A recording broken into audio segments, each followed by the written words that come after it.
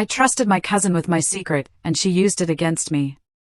I never thought I'd regret opening up to someone in my own family, but here I was, lying awake in my tiny apartment in Chicago, staring at the ceiling and wondering how everything had gone so wrong. The worst part? It wasn't even a stranger who betrayed me. It was my cousin, Emily, the one person I thought I could trust. It all started a few months ago. I just landed my first real job in marketing, and life was finally starting to feel like mine. I was 24, independent for the first time, and honestly, a little naive. I had always leaned on Emily. She was my age, always bubbly, always there when I needed advice. Or so I thought. "Hey, Jess. You will not believe what just happened," Emily said one Friday night over Zoom. Her face lit up the screen, all bright smiles and excitement. "What's up?" I asked, curling into my blanket on the couch, laptop balanced on my knees. "I just got this crazy opportunity to intern at that fashion PR firm downtown. You know, the one we used to dream about in high school?" "Wow, that's amazing, Em. Congrats," I said, genuinely happy. I had always admired her confidence, even if it sometimes rubbed me the wrong way. We chatted for hours, the way we always did. And then, around 2 a.m., I told her something I had never told anyone, not my best friend, not my parents. "I got promoted," I whispered, my voice barely above the hum of the city outside my window. I mean, big promotion. And honestly, I don't think anyone else in my family knows yet. Not even my aunt or mom. It's just me right now. I don't know why I said it. Maybe because Emily had always been the one person I could trust. Maybe because I wanted someone to share my excitement with. Her reaction? Perfect. She squealed, she cried a little, or pretended to, and promised she'd keep my secret. "Jess, that's incredible. I swear I won't tell a soul." "You deserve this so much," she said. I smiled. I believed her. But then things started getting weird. A week later, my aunt, Emily's mom, called me. "Jess, sweetie, I heard about your promotion," she said casually, like it was just water cooler gossip. I froze.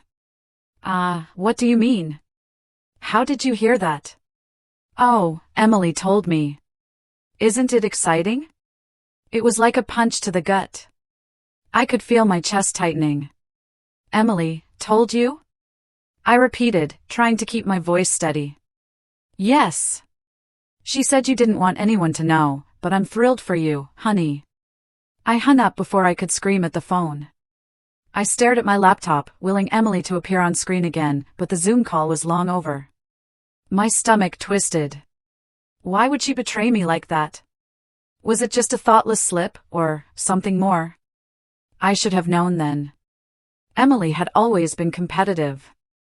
Always had to one-up everyone in the family. But I wanted to believe she was different. A few days later, I found out she hadn't just told my aunt. She had also texted my ex-boyfriend, my old college friends, and, worst of all, posted a vague, braggy Instagram story that basically screamed, "Jess got promoted." Aren't I amazing for knowing first? It wasn't just betrayal. It felt like a calculated move, like she wanted everyone to know before I had the chance. I tried confronting her, sending a simple text. "Emily, why did you tell everyone?" "I trusted you." Her reply was immediate. "OMG Jess, chill. I didn't mean anything by it. Everyone was just excited. Don't be so dramatic." Dramatic. That's what she called it. Not betrayal. Not the feeling of your chest being ripped out from someone you trusted. Dramatic. I wanted to scream, but I didn't. I wanted to cut ties, but part of me, stubborn, hopeful, wanted to believe she was telling the truth. That maybe this was just a stupid mistake. Then came the next shock.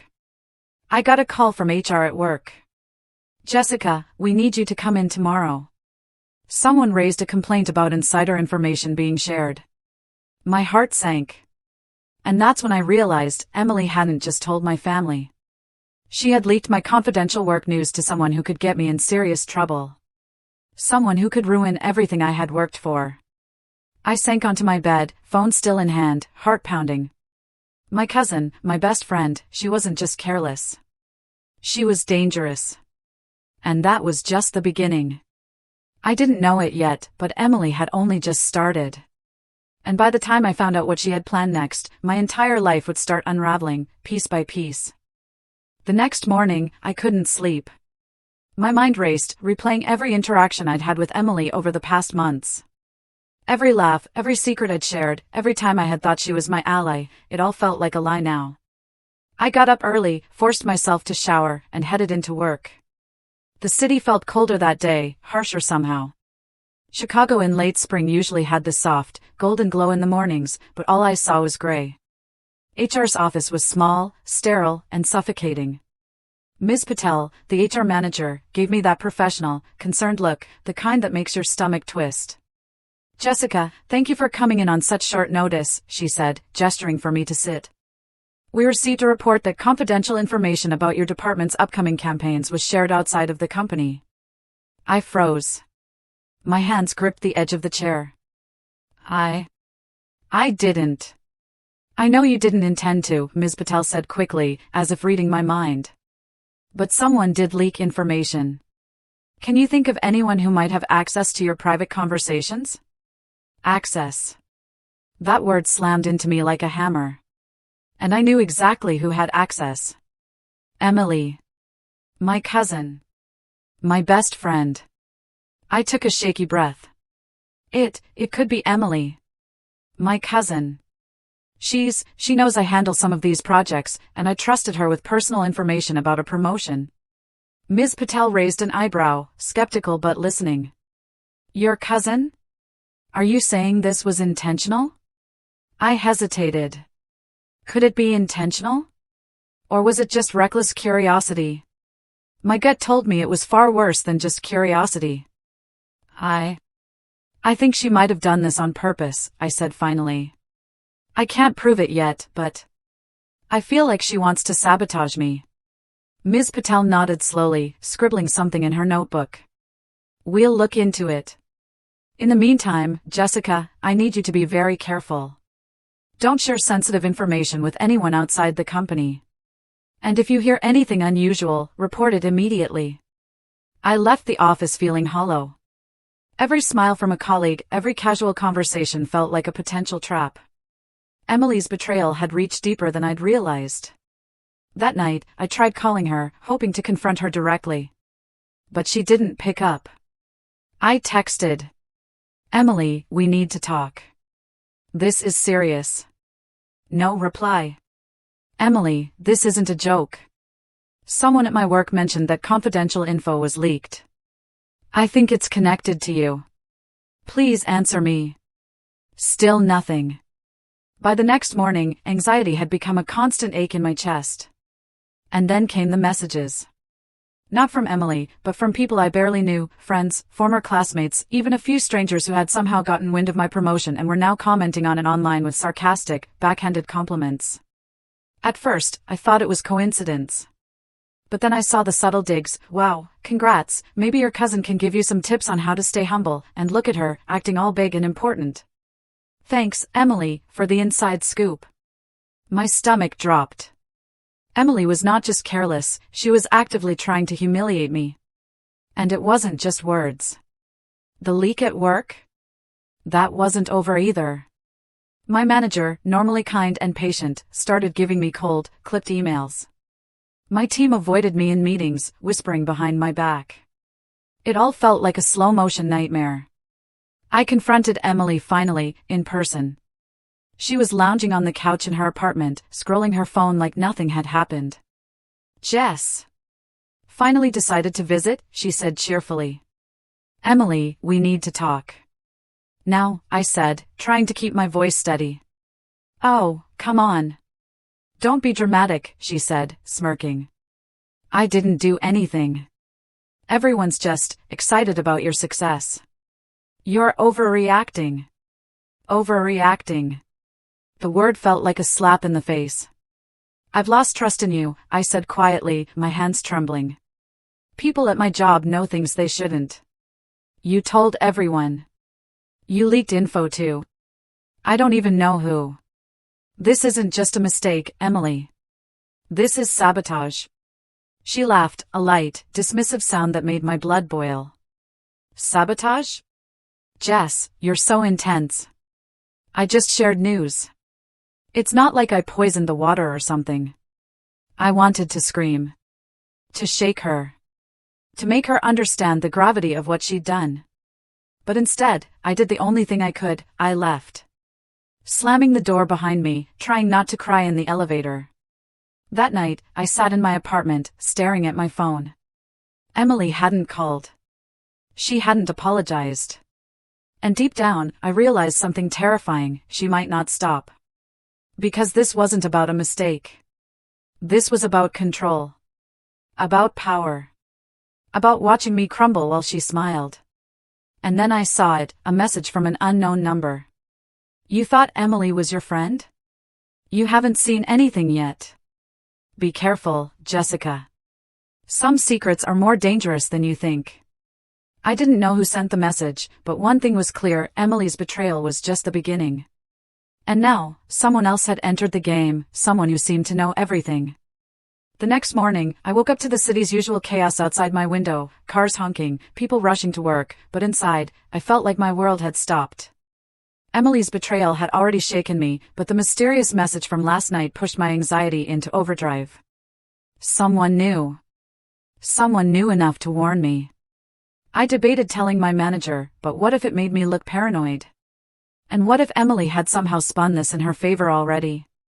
The thought made my stomach churn. I needed answers, and I needed them fast. I started digging. Carefully. Discreetly. I went through emails, old messages, even double-checked my social media interactions. Nothing concrete, but patterns started to emerge. Every time I shared something personal with Emily, someone else seemed to know about it within hours. By the third day, I couldn't handle it anymore. I decided to confront her head-on, but this time, I wouldn't let her hide behind her carefree smiles. I drove to her apartment, my hands shaking around the steering wheel. Emily answered the door, as always, radiant and unsuspecting. Jess. You again?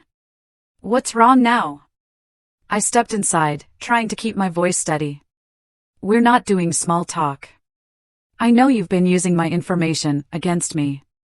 Her smile faltered slightly. Using your what?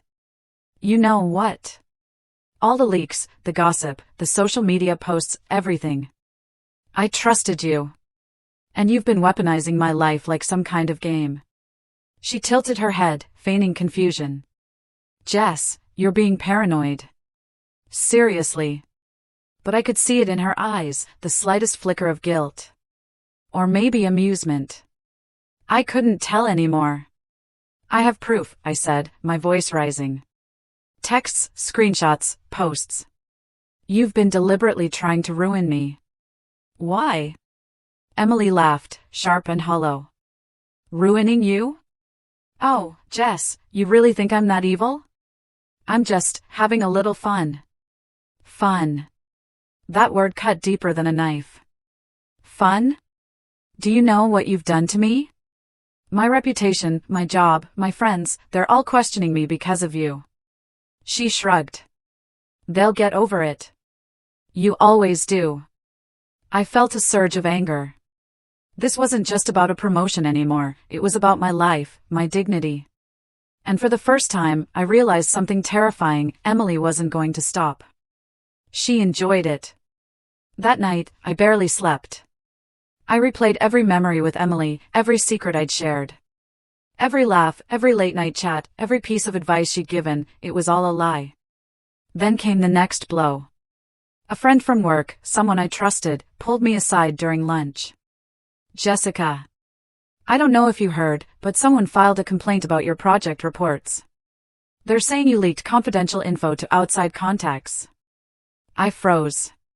My pulse quickened. Do they know who? No. But they're serious. HR is investigating. You need to be careful. HR investigation. Me. It was Emily, I realized. She had escalated from social sabotage to a full-blown career attack. And worse. I had no idea how far she was willing to go. I tried to call her again, but she ignored me. Texts? Ignored. Emails? Deleted. She had disappeared, leaving me alone to face the consequences of her game. I spent the night thinking about all the secrets I'd shared, every personal, vulnerable detail. Every ambition, every fear. Every plan I had whispered in trust. And now, every single one was a weapon in Emily's hands. By the next morning, I made a decision. I couldn't sit back and let her destroy me. But fighting her meant stepping into the very game she was playing, a game I didn't fully understand yet. Then, just as I was formulating a plan, my phone buzzed. A new message. Unknown number. Emily isn't playing alone. You're deeper in this than you realize. Don't trust anyone, even your family. My hands went cold. My stomach churned. Someone else was involved. Someone bigger. And if this was true, my entire life could unravel before I even had a chance to fight back. I looked at my reflection in the window. Chicago's skyline stretched out before me, bright and beautiful, but it felt like a world I no longer belonged to. And I realized something terrifying. I wasn't just fighting Emily anymore. I was fighting a shadow network that had been quietly circling me from the start. I had no idea who the mysterious messenger was, or why they were warning me, but one thing was certain: if I didn't act fast, Emily's next move could destroy everything I had worked for. And this time, it wouldn't just be my job on the line. The day after the mysterious warning, I barely slept. My mind was racing with possibilities. Who could be behind the message? And why?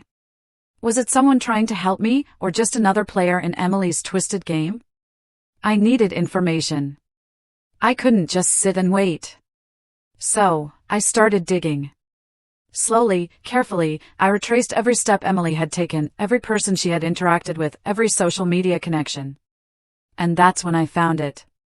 A private group chat on Instagram, hidden, private, invitation only. The chat name made my blood run cold, keeping up with Emily. There were dozens of messages, most about harmless gossip, but sprinkled throughout were comments about me. Specific comments, about my promotion, about my work projects, even about my apartment. Some messages were detailed enough to suggest that Emily had been sharing private information consistently, and someone else was actively participating. I leaned back, heart racing. This wasn't just Emily. Someone else was feeding her information, or at least amplifying her reach. I knew I had to confront her again. But this time, I couldn't do it blindly. I needed proof. I spent the next week documenting everything: screenshots, timestamps, messages, subtle hints. Then, armed with evidence, I decided to go to her apartment one evening. Emily opened the door, smiling as always. Jess. You're persistent. What's the matter now? I stepped inside, my phone recording discreetly. Emily, we need to talk. And this time, it's not just words. I know about the chat. I know you've been targeting me, and I have proof. Her smile faltered, just slightly. Proof? Jess, are you serious? I held up my phone. Everything. Every message. Every post. Every comment. I know you're not doing this alone. She blinked. And for the first time, I saw a flash of fear. You don't understand, she said, her voice softer. It's complicated. Complicated? I repeated, my voice rising. Emily, you've been sabotaging my life. You've almost cost me my job, my reputation. This isn't complicated, it's betrayal. She looked away, biting her lip. I didn't think you'd find out. Didn't think I'd find out? I echoed. Emily, I trusted you. And you used that trust to hurt me. And now, I know there's someone else involved. Her eyes darted nervously. You don't understand. It's not just me. There's more going on than you know. Things you can't even imagine. My stomach twisted. What are you talking about? She hesitated. Then whispered, it's my job, my contacts, someone powerful. Someone who doesn't want you succeeding. And they think I can control you, through me. I felt my blood run cold. Emily had been under pressure too. Or maybe she had been playing a bigger game all along. I stepped back, mind spinning. So, all of this, the leaks, the gossip, the social sabotage, it wasn't just you. You were following orders? Her eyes glistened with unshed tears. I didn't want to hurt you. I thought I was helping. But it got out of control. And now, they're watching you. They're watching me. My chest tightened. Watching me? Emily, who are they? She shook her head, voice trembling. I can't tell you. Not yet. You need to protect yourself before you know the full story. Just trust me when I say, you're not safe. I stepped out of her apartment, shaken to my core. Her words made everything worse, because now I realized that Emily wasn't just a toxic cousin or a jealous family member. She was a piece in a larger, more dangerous puzzle. I got home and sat in silence, staring at the city lights. Someone powerful was involved. Someone who had influence, reach, and likely no conscience. And Emily was trapped in it too, whether she wanted to be or not. Then my phone buzzed again. Another unknown number. Time is running out. She can't protect you. You have to make your move before it's too late. My hands shook. My heart pounded. I had no idea who this person was, or if I could even trust them, but one thing was certain, the game had escalated. And if I didn't act fast, I could lose everything. The shadow network surrounding Emily, and now me, was bigger than I imagined. And with every passing hour, it became clearer, someone wanted me destroyed, and Emily might not be the enemy, but she might also be the key to my survival. By the time I reached my apartment that evening, exhaustion had settled into my bones. The past few weeks had been a nightmare, a relentless storm of betrayal, fear, and confusion. But now, something inside me had shifted. I wasn't just a victim anymore. I was ready to fight back. Emily had warned me, cryptically, vaguely, but her words rang clear, someone powerful was involved, watching, waiting. And I knew one thing for certain, if I didn't act, my life, my career, my reputation, everything, would be lost. I called Emily. Surprisingly, she answered. Jess, she said softly. I didn't think you'd call. I need the truth, Emily. Everything. No more lies, I demanded. She hesitated. Okay, but you have to promise me you'll stay calm. This isn't just family drama anymore.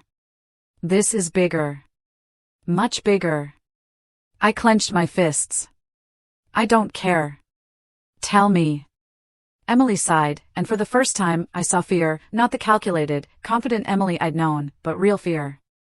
A former executive at your company, he's behind all of this. He's been manipulating situations from behind the scenes, feeding rumors, setting people against you. I got caught up in it, thinking I could handle him. I was wrong. He's dangerous. My stomach dropped. All of this, because of him? Yes, she whispered. And he's still watching. If you move wrong, he'll try to destroy everything, career, finances, even your personal life. That's why I've been helping him. I didn't want to, but I didn't know how to get out. I felt a surge of anger. Betrayed by her, manipulated by him. My life had been turned upside down by people I thought I could trust. But this time, I wasn't going to back down. Then we fight, I said firmly. Together. Or apart, I don't care, but I'm not letting him win. Emily hesitated, then nodded. Okay. Together. But you need to be smart. He's ruthless. Over the next few days, we planned carefully. I gathered all the proof, screenshots, messages, posts, everything. Emily helped me identify the key players in the network, the people feeding him information, and the channels he used to manipulate situations. Finally, I took it to HR with everything compiled. My manager, who had once looked at me with suspicion, now stared in shock as I laid out the evidence. This is massive, she whispered. We'll take immediate action. Thank you for bringing this forward. You've saved yourself and the company from serious fallout. A week later, the former executive was under investigation. His network was exposed. And Emily, surprisingly, she apologized, not just with words, but with actions. She helped make amends with people she had wronged, proving she wanted to fix what she had broken. I learned something important through all of this. People can betray you. People can manipulate you. Sometimes, even family can hurt you the most. But strength doesn't come from trust alone, it comes from recognizing danger, acting decisively, and reclaiming your life. As for Emily and me, we didn't go back to being inseparable. But we found a fragile truce, a tentative understanding. Some bonds, once broken, can't be the same, but they can survive if both sides are willing to try. Sitting on my balcony that evening, watching the Chicago skyline glow under the setting sun, I finally felt a sense of peace. The storm had passed, the danger was over, or at least under control, and I had survived. I had trusted, I had been betrayed, and I had fought back. And now, I was free.